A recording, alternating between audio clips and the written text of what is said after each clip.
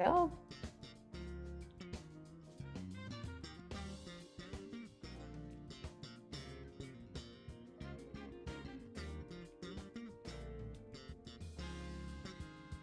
Welcome, everybody.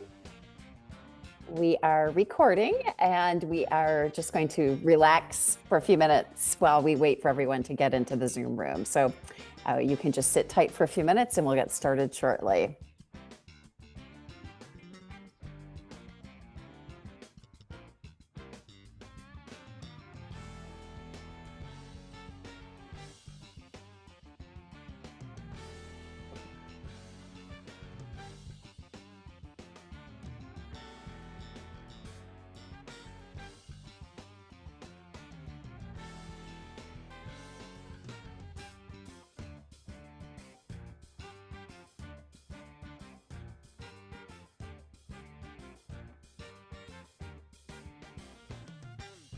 Welcome. If you're just joining us, we are giving it a minute or so to let everyone get into the Zoom room, and then we will roll.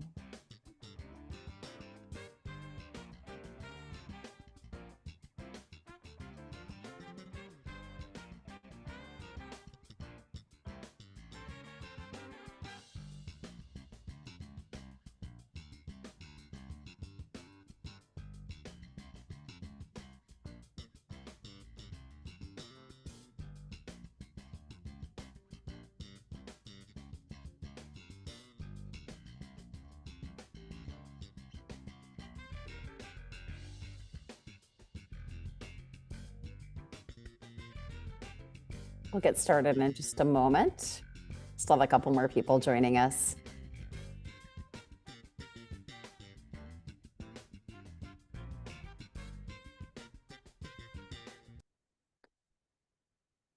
Okay, let's go ahead and get started.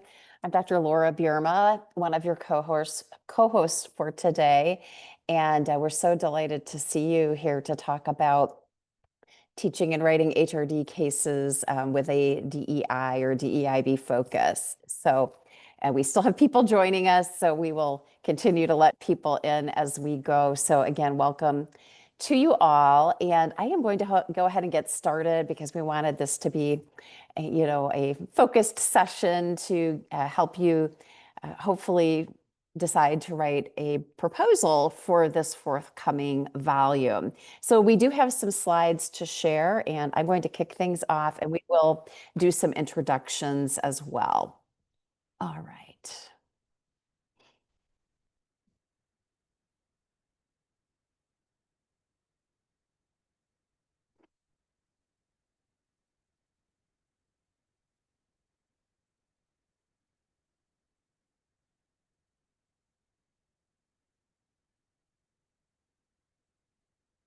Okay, hopefully everyone can see that. And this is a session on writing for a forthcoming volume.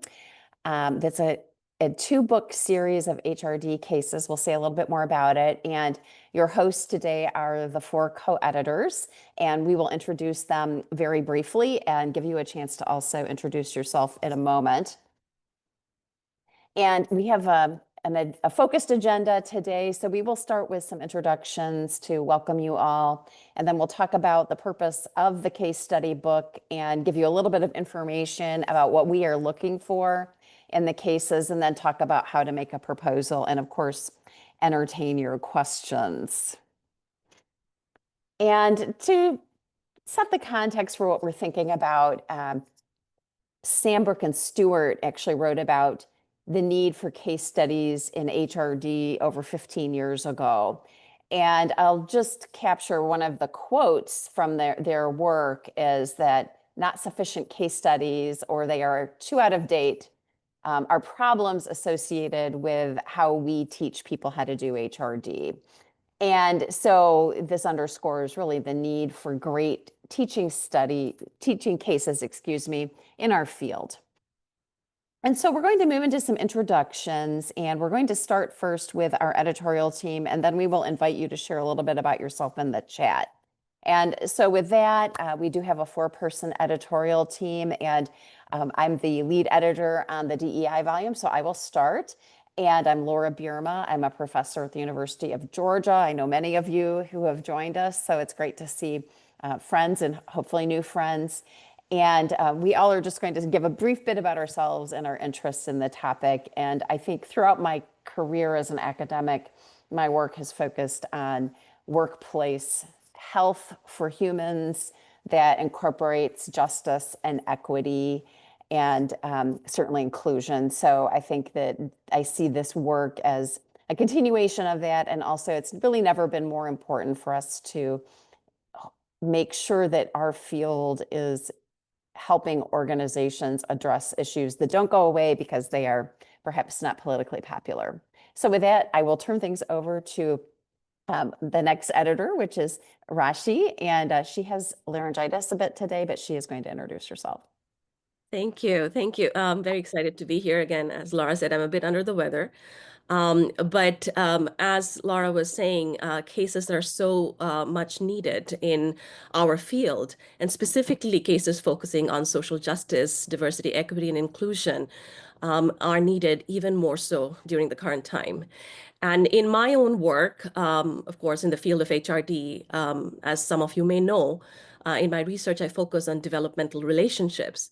And if I look back in terms of how my work has evolved, I would say that initially my focus was more on how mentors or coaches or other developers at work can help one learn skills, can help one develop certain attitudes. But more and more, increasingly in the late years, I would say I focused on identity development, on identity work in such relational spaces. So for me to then understand how relationships can offer that conducive holding environment for someone to figure out who they are authentically, um, issues of social justice, issues of power, issues of in terms of hierarchy, how the hierarchy that is both visible and invisible are impacting the two people or more than two people who are interacting in a developmental capacity at work, it becomes very, very important. So I'm really excited to see the spectrum of cases that we will receive for this volume. And I'm excited to work with the stellar team of co-editors here, including Dr. Birma, Dr. Chaudhry, and Dr. Chakchanko. Thank you. Thank you so much, Rashi. Alex. Hello, everyone from the state of New Mexico. I'm Alex Tkachenko. I'm an associate professor. I have an interest in ethics and inclusion in the context of HRD, and I'm a big fan of case studies and teaching cases. So I'm happy to see you all, and I look forward to reading all proposals you have for us. Awesome. So nice. Hello, everybody. Warm greetings from cold Minnesota, though it's not that cold yet, but it'll soon get there. Well, excited to be here, and that's the best part of going last. All the nice words have been said already. So excited to join the team and looking forward to reading your proposals. I am currently working as an associate professor at Temple University, and my interest in this particular space started with my own research around reverse mentoring. If you know a little bit about reverse mentoring, you know that it sort of gives a platform to all the voices, all the marginalized voices. In fact, when the research on reverse mentoring first started, it was all around how do we really gear up the more seasoned population to catch up with technology. But after the infamously famous George Floyd's incidents that unfortunately again happened right in my backyard in Minnesota, many companies started using reverse mentoring as the DEI catalyst to really get the voices of the marginalized population. So that is how my interest in this space grew. Again, looking forward to reading all the wonderful cases. Thank you. Indeed, and that's certainly exciting about this project.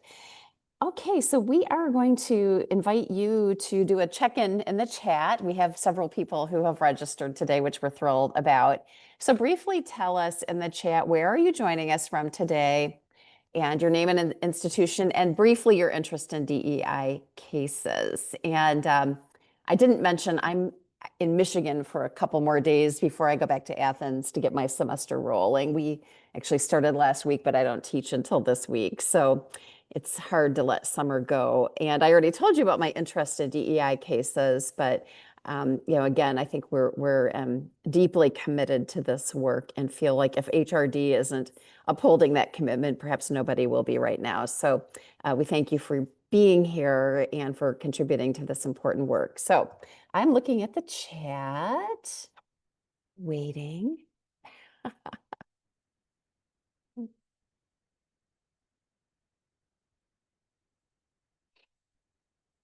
All right, Denise, thanks for getting us rolling.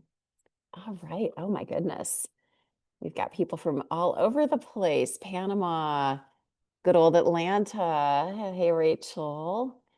All right. And then Elaine. Okay, wonderful.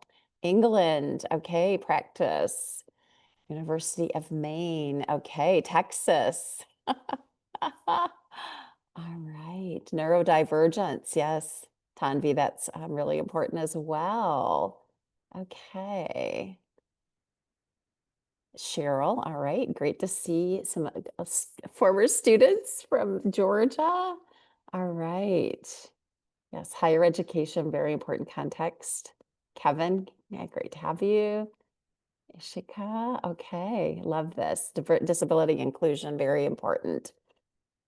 Puerto Rico, okay. Oh, fantastic. I'm hoping for some coaching cases in addition to all the great ideas that have been mentioned. Okay.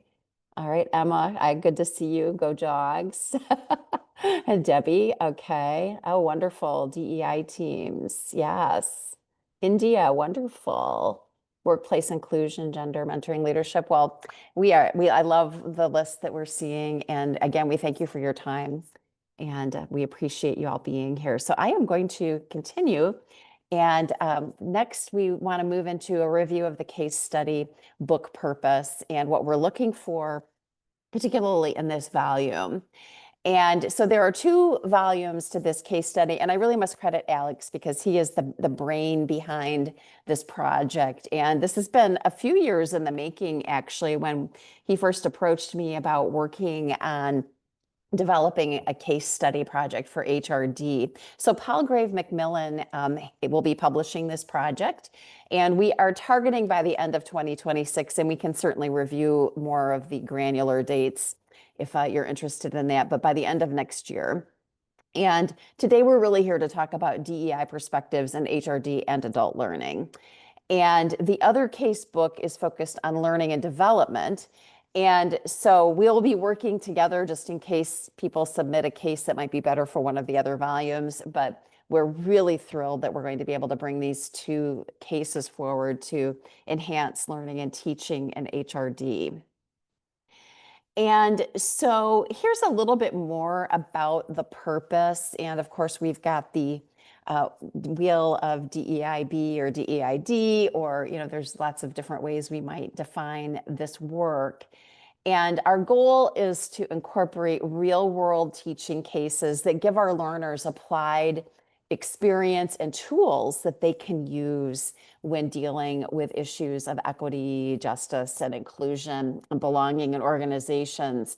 And of course, our context is human resource development and adult learning settings, and really providing robust resources for the teaching. HRD education is so important because it translates into the quality of HRD practice. And then we also want to look at the complexities of doing this work. And certainly, I think there are social and political complexities that are more recent, but complexities of doing this work are historical as well. And, we see patterns repeated of resistance to an embracement of working with DEIB or DEID. For example. So we hope that this book can fill that gap in the literature. And so by no means is this list meant to diminish your creativity, but when we were developing the proposal, this is the list that we provided to the editor in terms of potential topics that we might cover in this issue. And so I won't read through all of those, but I think we really welcome a diverse range of topics in terms of thinking about this. And I think the wheel that we saw on the previous slide, captures the richness of thinking about how do we create inclusive, just organizations. And with that, I'm going to turn things over to Alex, who's going to talk about writing and using cases. Well, let's get to the next slide. And I'd like to start with good news. We have reviewed a great deal of texts available, and we have identified 3 which will help you, whether it's teaching cases or writing cases.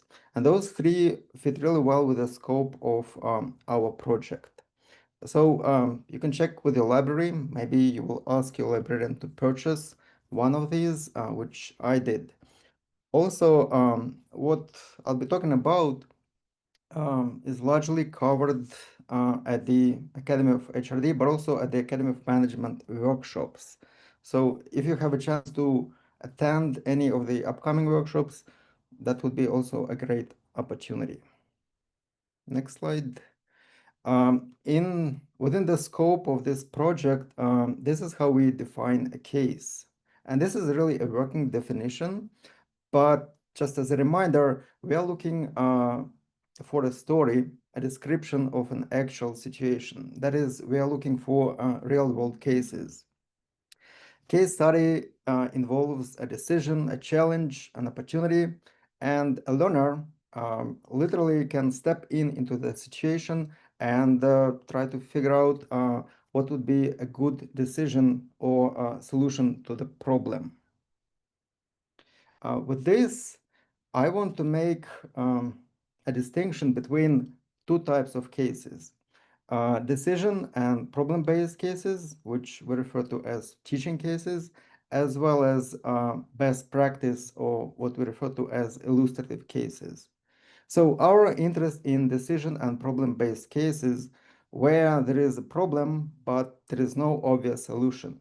These cases are used to facilitate learning, and typically they come with instructor notes, and it's something that will be a very important part of the package we'll be expecting from you.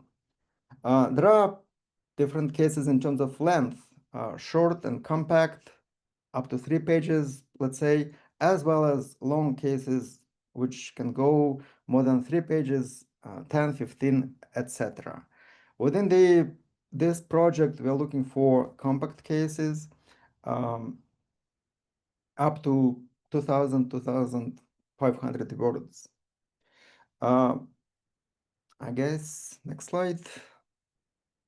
So why we use decision-based or teaching cases as instructors or practitioners? Well, there are a number of reasons, and I'd like to highlight 4 here. It's really about participatory learning as well as reflective learning.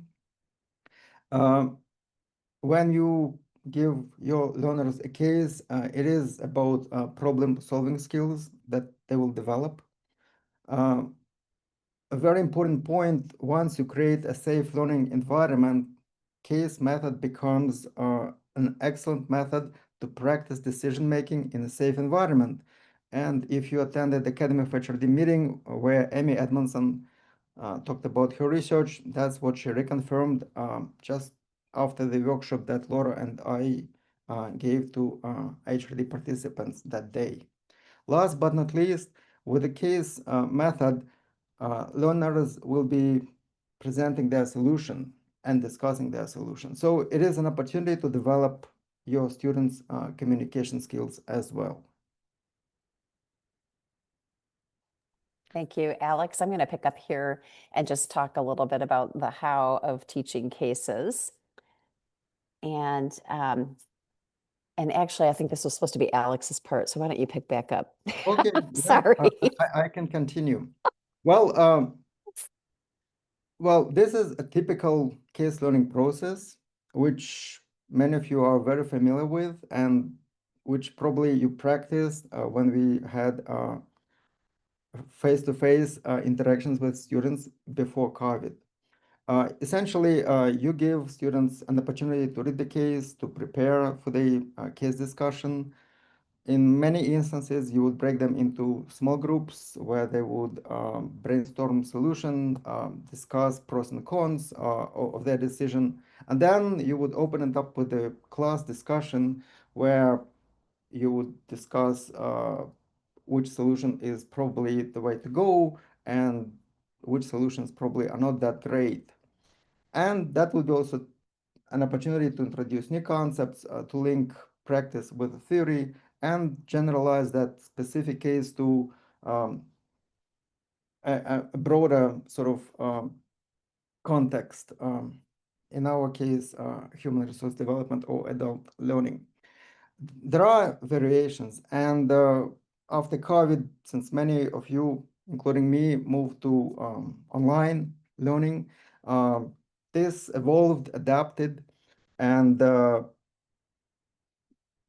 as we'll discuss later, I provide resources in the our online learning community platform, how to teach cases online, how to teach cases in a synchronous and asynchronous modes, etc. But overall, key point, the case method gives opportunity to scaffold learning as you go, but it requires certain strategies, pedagogic or learning strategies. I mentioned that with the case study, we'll be looking forward to receiving well-crafted teaching notes. And the reason for that is that often you need to help the instructor. The instructor may not be the subject matter expert on the topic you wrote your case about. So as long as we want to support students in their meaning making and decision making and problem solving, we also want to support instructors. We will be providing specific guidelines how to write your teaching note. And again, you can find many useful guidelines in the text, which I briefly mentioned about. But essentially, it's not just the learning outcomes or the teaching plan we are looking for. We want you to help the instructor who'll be using your case with the analysis. And quite often, it is essential to have that component because, as I said, we are looking at complex issues, and you want the person who'll be using your case to be able to really use your case to the best. All right, thanks so much, Alex. Now it's my turn. And so this section is just going to talk about how to write an HRD case. And of course, this is briefly. I will mention we are planning to do a more extensive session on writing case studies once we have identified all of the chapter authors. So you can stay tuned for that in the future. So the steps to writing a case are listed here, as you can see. And, and basically it's first of all figuring out, what kind of a case do you want to write? And then, finding good information. So it might be something in the news that you heard about, or maybe it's a case that you have experienced. But we are looking for real life cases. Sometimes you might need to get ethics approval, and we'll work with you on this if it seems like that's the case. And then, collecting data about the case so that you can write an evidence-based case. And then, really writing a story. A good case study, I think, is a story about a situation that has a dilemma. And it's not a black or white dilemma that, well, if you do this, it's fixed. It's usually much more ambiguous about, well, how do we deal with this? And I think especially in the case of, if we're talking about DEI issues, where there's also an element of fear that almost causes people to take no action. So I think helping people also develop the bravery and confidence to address these issues. And then, of course, testing the case. And we were talking about helping you test cases during the writing process before everyone came in. And certainly we would encourage you to test the case out in your own context. But if you don't have access to learners or something, we would be happy to create sessions where we could work together to test cases, because we really want to make sure that these are robust, solid cases for teaching that work when the book is published. And, where do you start? So some of you are interested, you're here, but maybe you've never written a case study before. I do think that the resources Alex mentioned are really great to have in your repertoire as educators. So we encourage you to do more research on case studies and writing them. But, to start with a story or a problem or a challenge with a clear learning objective. And, so at the end of the day, what do you hope learners will build capacity to do? And then usually start with a person who has a story or a case that would make a really interesting teaching moment. So that's a good place to start. And as I mentioned, we are planning to do some more interactive sessions with the authors where we'll have a chance to also engage in some of this building of the story and learning more about writing case studies. And then this slide, for example, is trying to drill down a little bit to what might be a good DEI case. And what you want here is a situation that is looking at how we think about DEIB, DEID in HRD and adult learning. So for example, we might have a case that is looking at power dynamics or power differentials and how do they play out. For example, I think it's well documented that white men leaders often don't see issues of gender and race as readily as people who are experiencing, micro and macro aggressions on a regular basis. So how do you help leaders who have power understand that not everyone is as privileged as them, for example?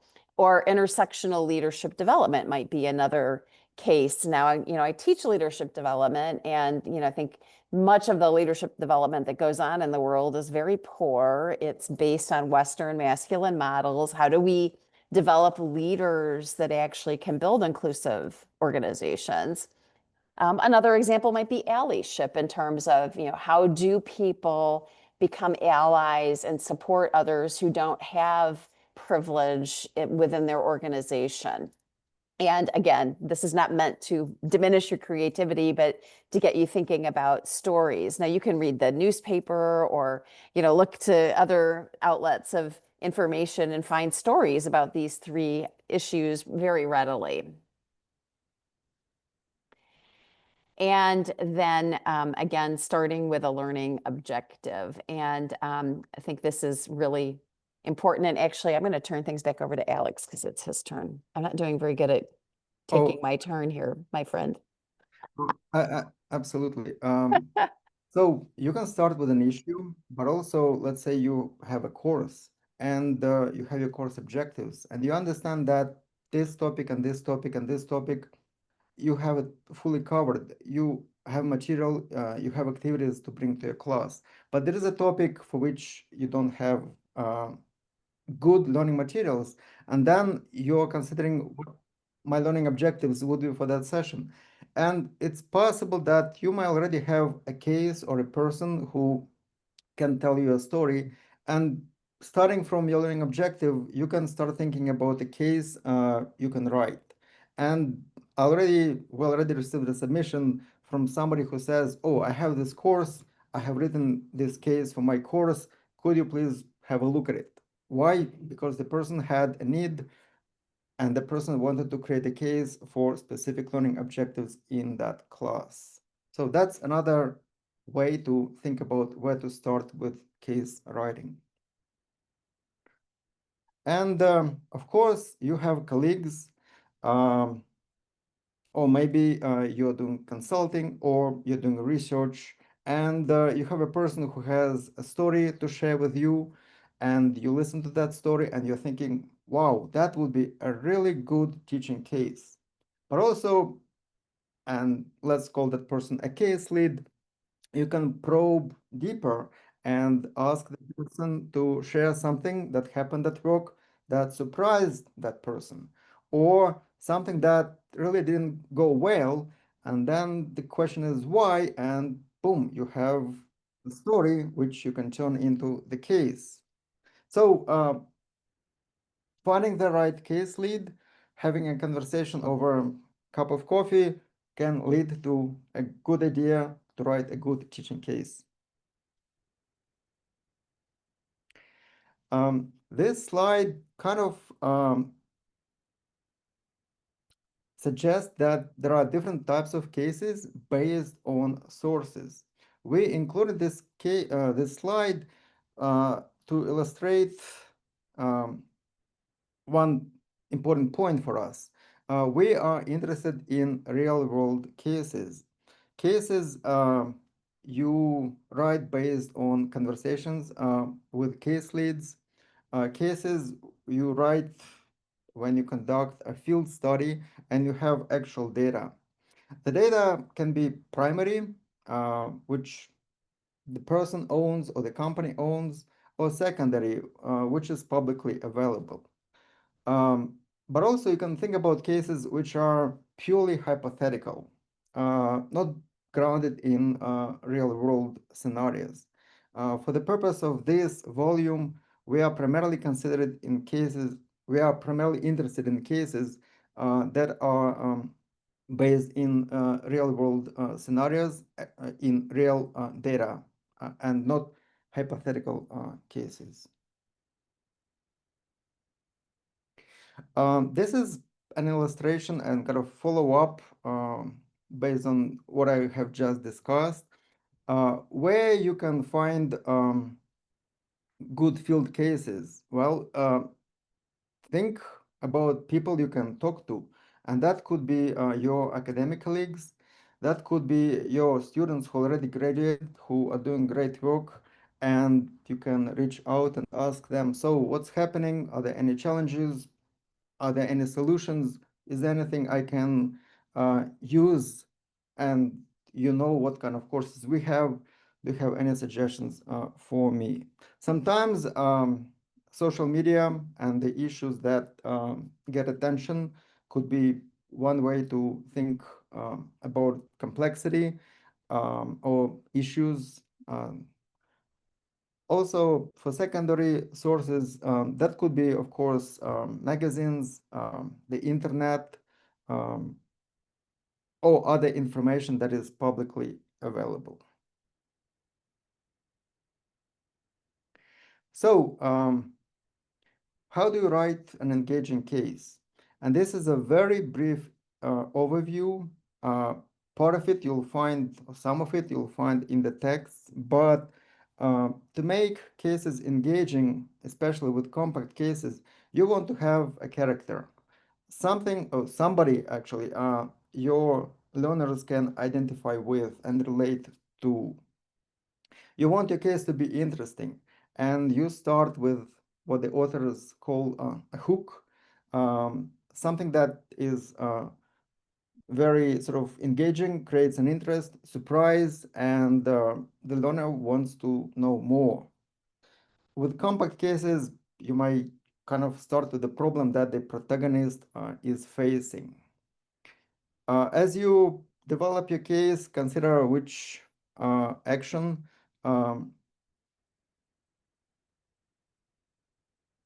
would be kind of, critical to build the case around. You want to provide some background on the context, why you want to situate it in a real world scenario. Typically, and even more so with long cases, the problem can be unfolding. Sometimes there could be even part one and part two to the case. and it's typically a complex problem for which there is no obvious solution. You want that story lead to the final decision point, which the point where you ask your learners, so what and how to move forward. You want to have sufficient data, and this, again, will be important for compact cases because we don't want to overload our students with what is not essential. And as I have said, a good decision-based case typically ends with a decision point for action, but not at the end of the story. Several other practical considerations. With compact cases, you want to really center and focus on one key issue. And then the question is this core issue important? And will it take the whole class, or maybe it's 15 or half an hour kind of activity? Which courses you are writing this case for? Sometimes you might have a case that could be taught in different courses, but most often with compact cases, you want to be targeted. Why? Because you have certain learning objectives, as we discussed. Who is the audience? Undergraduate students, upper undergraduate students, master students who are about to graduate. And the level of complexity, you want to match it with your audience.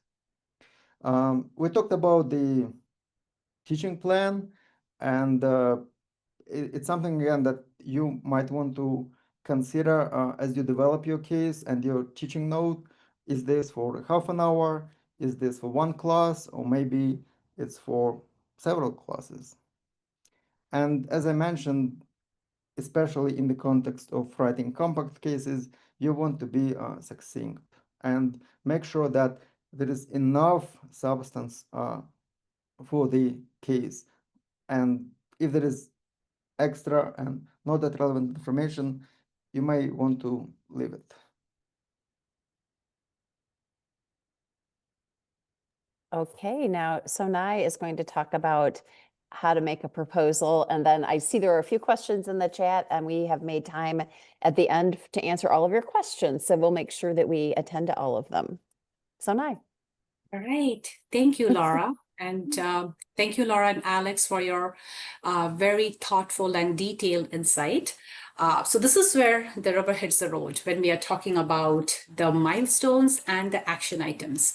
So as you can see in your slide, the proposals are due shortly by 30th of September. You still have more than a month to work on it. So we are looking into 1 to 2 pages for your proposal.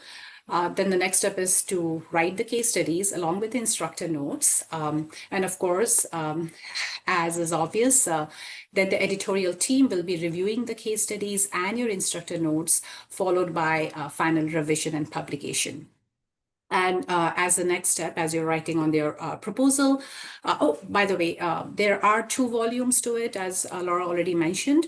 You have to specify. It'll be convenient for us if you specify whether it is for L&D or DEI. But again, you know, as a group of editors, we will be looking into it, and if in case you forgot to mention, of course, you know, it'll come with a case title. And again, everything is tentative at this stage. You can definitely revise it once we are ready to finally publish it. As far as the case overview is concerned, we are looking into 100 and 300, somewhere between 100 to 300 words for your case, for the case proposal.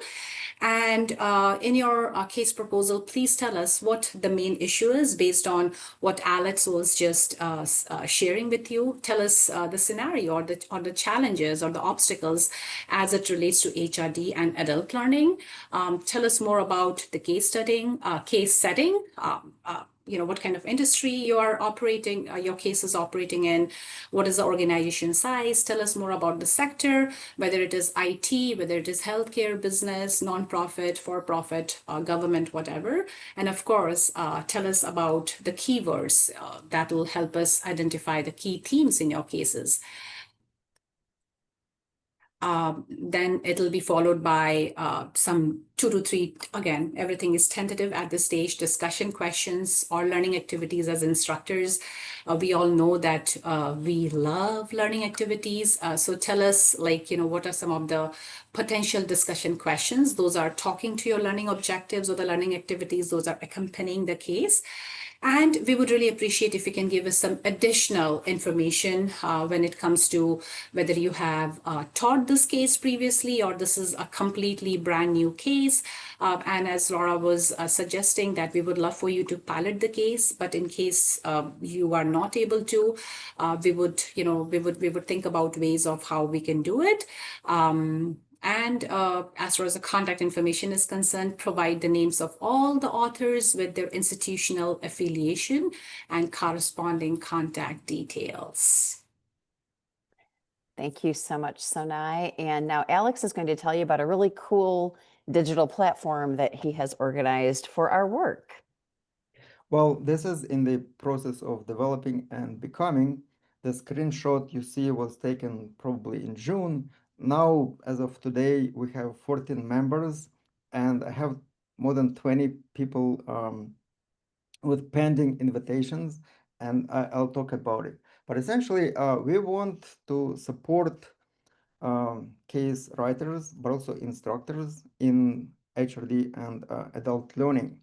For that goal, we've discussed that we can create an online learning platform where we share some resources which we will select from those resources which are publicly available, such as master classes on teaching with the case method, or recording of webinars, how to write a case or how to write a teaching note.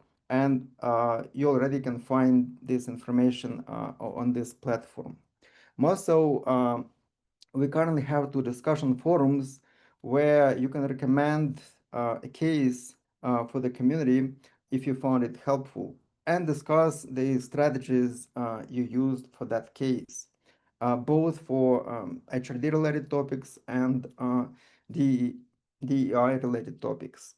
I'm planning to add another discussion forum where questions can be posted by community members, and if somebody has a good answer, please jump in and share your thoughts in that regard. So if you haven't received an invitation from me, please send me an email. This community is invitation only. Your participation is optional. I briefly mentioned the text which we recommend. We do recommend those texts. If, let's say, you're outside of the United States, UK, and your library doesn't have access, I have uploaded several excerpts for educational purposes, so you can get a sense which text which will work better for you, because even though they talk about the same thing, they have some nuances. And yeah, I welcome everybody. Please send me an email. If I already mentioned that I have invited you and you cannot find that invitation, send me another email, Gmail, for instance. We are still learning how the platform works, and getting that feedback from you will be very helpful indeed. Thank you so much, Alex, for that description and also for setting up this community. Okay, and so we are at the end of our formal presentation, so we'll open things up for questions. And I also just wanted to make sure you have our email addresses. We will also be sending these to you in a follow-up with the slides, with a link to the video, and also, again, the information on making the proposal for us. So with that, I am going to unshare so I can see all of your lovely faces, and we invite questions either in the chat or out loud. So thank you again for being here and sharing your interest in this exciting project. And with that, I am going to turn my attention to the chat. I think the first question was, what's the length of a compact case study? And then it looks like about 2,000 words was suggested in the chat. So hopefully we've answered that. Let's see, some of these have been answered, so I won't belabor them. So one of the questions I see is IRB approval required? And I think it really depends on the kind of data you're collecting. If it's just talking with someone about an experience that they had that you wanted to turn into a case study, maybe not. But if you're interviewing people and collecting and analyzing data, then I would say yes. But maybe my colleagues have other thoughts on this. I guess the answer is, as it is often the best answer in social sciences, it depends. Of course. Essentially, what I understand in terms of consensus, there is no consensus what primary data in terms of case writing could be, depending which association you are talking to. But what you learn from some of the webinars, I have provided links in the online learning platform. If you are doing a field study and for which you have received an IRB approval, then the question is, do you need ethics approval from the organization, not just IRB? Why? Because some organizations will be gladly working with you, especially if it's a success case, and they would actually want you to mention their name and how they were very creative in supporting their employees, etc., etc. But who knows, in some instances, they'll be very cautious. So you need to discuss it with them. But even more so, you want to establish the partnership. So when you develop the case, you'll be getting feedback. You'll be able to show them the case and ask them, is it true to life? Or am I missing something? The texts which I shared, they go really in depth with regard to these questions. With compact cases, when it's a shorter story, the company is at the background, you really want to have consent from the person you are talking to. And again, I would treat it not necessarily as a check, but also as an opportunity to get feedback on the story you are crafting, because that person actually knows the details about the story.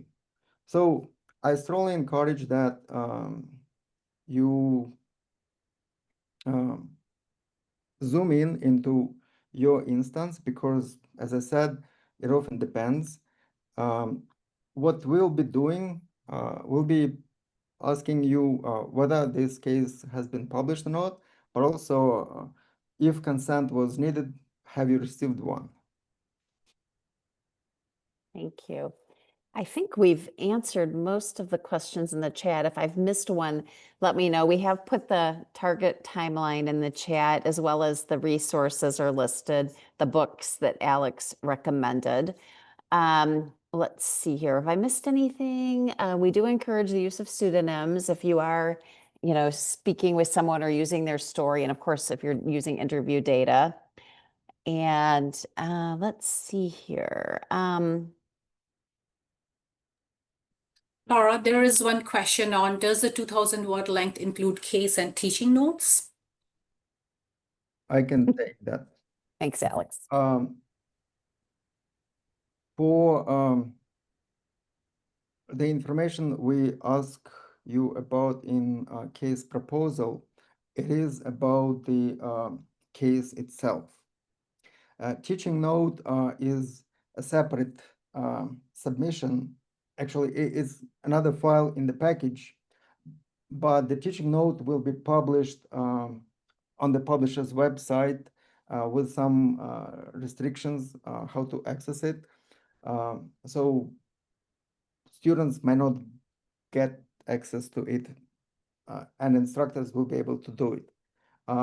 And the length of the teaching note really, again, depends on the case submitted. Case could be compact case, could be something from 750 slash 2,500. Something, let's say, between 1,000 and 2,000 is typically considered as a compact case. Thank you. So we open the floor if there are more questions. So I think we've covered everything in the chat. Let's see, I see there's a new comment. So there's a question, could you please share books already published with cases? But so we have posted 3 different sources in the chat. Is that not what you're looking for? They have examples. Okay, great. All right. Dr. Bierma, originally, I think the proposal due date was September 15th. Has that been pushed back to the 30th? Is that accurate? For this volume, yes. Okay. And that's because Rashi and I were trying to get this scheduled in early August, and it didn't work for our schedules. So that gives you a little more than a month to develop a proposal for this volume. But Alex, I think for the leadership development, it's on the 15th. Is that right? Yes, but Okay. again, you need an extension. No, that's fine. Well, I just wanted to make sure that these both had different dates. So, okay, thank you Yeah. for clarifying. But I think we'll be flexible. And as I mentioned, we may feel that some proposals might be better in the other volumes. So we'll try to direct you if we think so. So I think if you get it in, between the 15th and the 30th, that would be wonderful. And it's not a big, writing task, for a 1 to 2 page proposal. So hopefully that's doable. And I know HRD proposals are due August 31st. So that'll be out of the way for those of you planning to do that. And so there's a question, to which venue is the case gathered and submitted? Was it Palgrave? Yes, Palgrave Macmillan is our publisher. And they have a really good presence at HRD and have published several of our colleagues' work over the years. Okay. And we have a very, I think, supportive editor, or well, publisher, I should say. So we're the editors. Okay.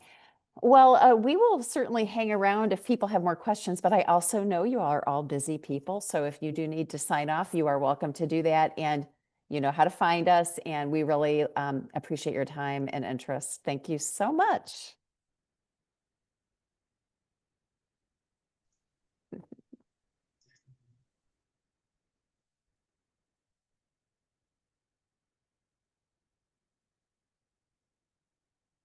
So I do see there is another last question in the chat. Suppose I would like to focus on a case situated in commercial business organization that is about one particular individual. Would you also require we obtain a consent from the organization or just the person providing the case study? Alex, I'm going to defer to you on this one.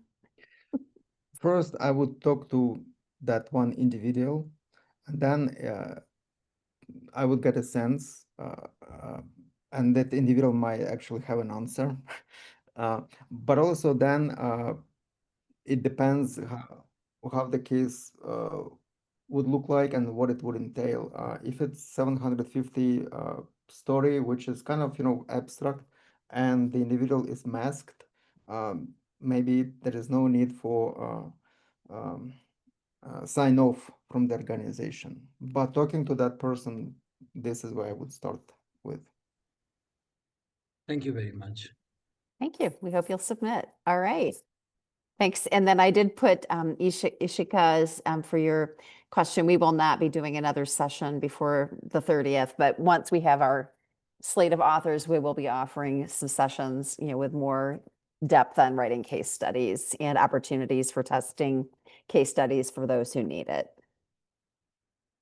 All right. I'm going to stop the recording, but let's see. And thanks again to everybody who's here.